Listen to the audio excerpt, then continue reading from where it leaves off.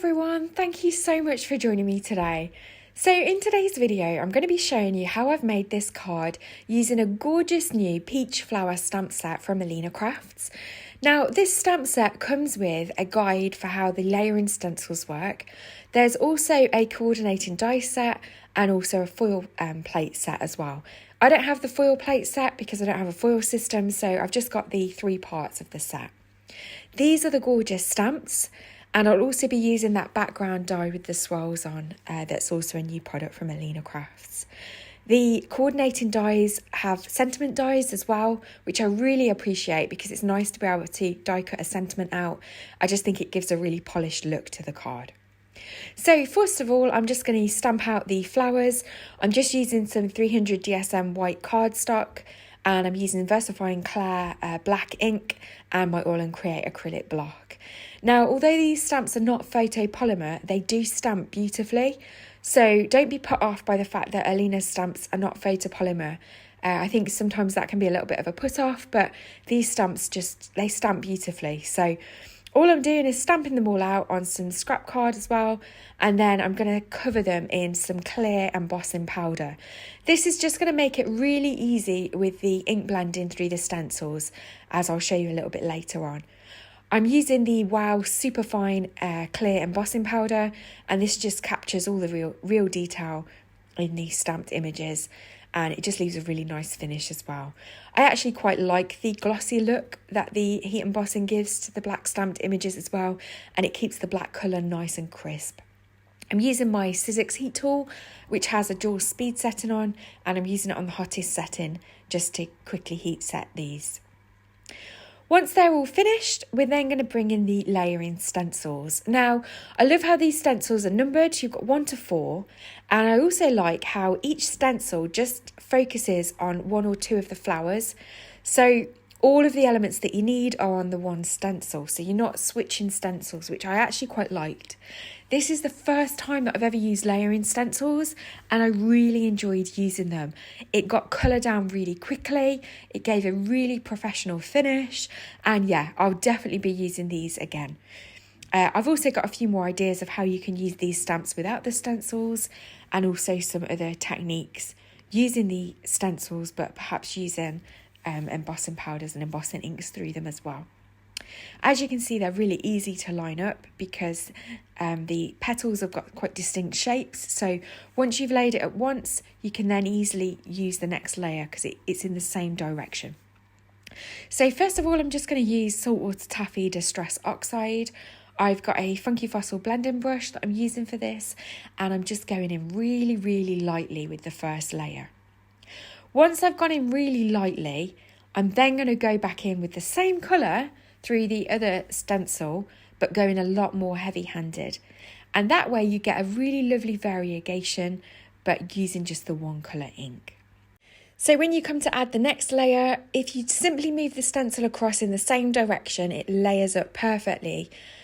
So I really liked that about the stencils as well. It was nice and easy to match them up. Now, there is 3 sections to the blending on this stencil. There's 3 different layers. So I only used 2 on the first one, but on this one, I'm going to show you using all 3 of them. So I'm using milled lavender. Now I'm going in heavy-handed for the smaller sections, and then a bit more lighter-handed for the middle section. And then I've used wilted violet for the centre. And then I'm just going to go through the other stencils doing exactly the same process, just lining them up and then moving them across for the different elements on the stencil. So yeah, if you've not tried layering stencils before, I definitely recommend it. If you were worried about perhaps not being able to line them up or not really knowing how they worked, I just found these super, super easy to use. For the leaves, again, I'm just using Twisted Citron for some of the leaves and then Shabby shutters for some of the other leaves.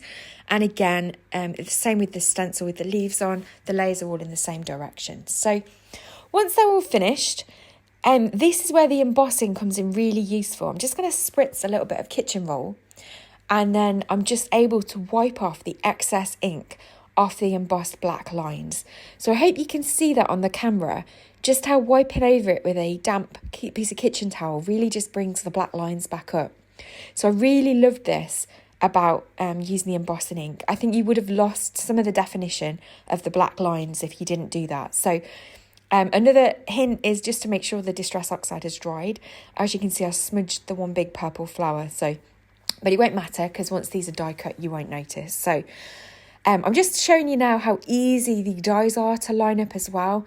Sometimes coordinating dies can be a bit of a pain, but these are actually really easy to line up. So once they're all die cut, you can see they just look lovely. They look really, really polished, and they just had a really nice professional look to cards. So yeah, I definitely recommend this form of colouring.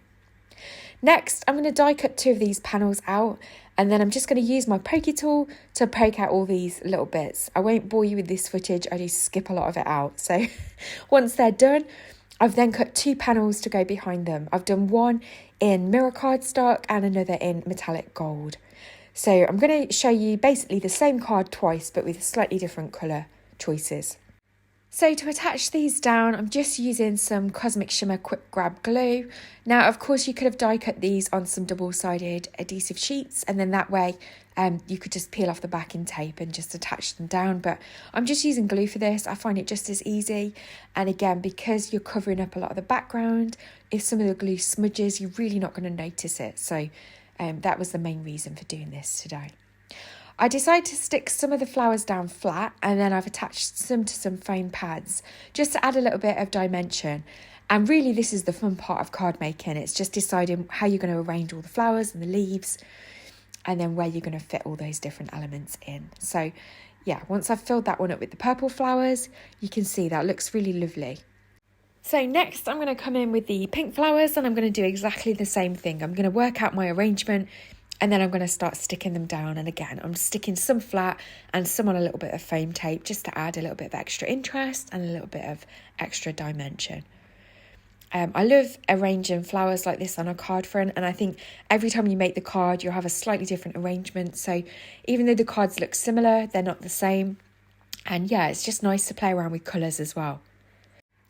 For the sentiment, I'm going to use the Happy Anniversary sentiment again from this stamp set. I'm using WOW Superfine Rich Metallic Gold embossing powder, and then a metallic silver embossing powder from WOW. I've just got a scrap of white cardstock. I'm sorry this is a little bit off camera, but I'm just inking it up with my WOW embossing ink pad, and I use my anti-static powder bag as well. I'm just going to do one in the gold and then one in the silver. So I'm just going to make sure that I put all the gold excess back first, then I fold my scrap of paper over so that I don't contaminate the embossing powders, and then yeah, I'm just going to do the silver one as well. I'm going to use my heat gun again just to heat set those, and then we can use the coordinating die that goes with the sentiment to die cut them out. Now I love the fact that these sentiment stamps have got coordinating dies. You don't always get that with coordinating stamp and die sets. So yeah, it's just another way of giving a really nice polished finished look to the card. So, and again, it was really easy to line it up. So then I've just ran that through my Big Shot die cut machine. For the placement, I decided to pop both the sentiments up on some foam tape. So for the first one, I've used the super thin foam tape from Alina Crafts. This is definitely by far my favourite foam tape. The release tape comes off really easily. It's not too sticky. It doesn't gum up your scissors.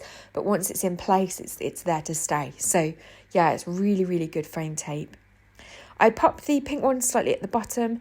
And then for the purple one, I'm just going to put tape on the one half and pop it up.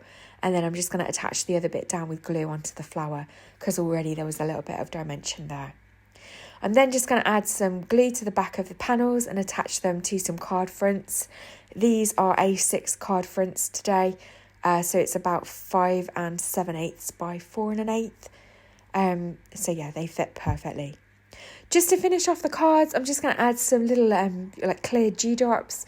These are also from Alina Crafts, and I'm just going to use my tweezers just to stick a few of those down just to finish the cards off.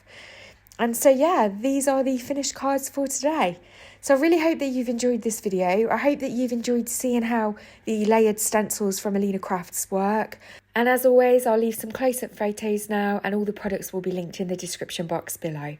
Thank you so much for watching. Please don't forget to like and subscribe if you've enjoyed this video, and I'll see you in the next one. Take care.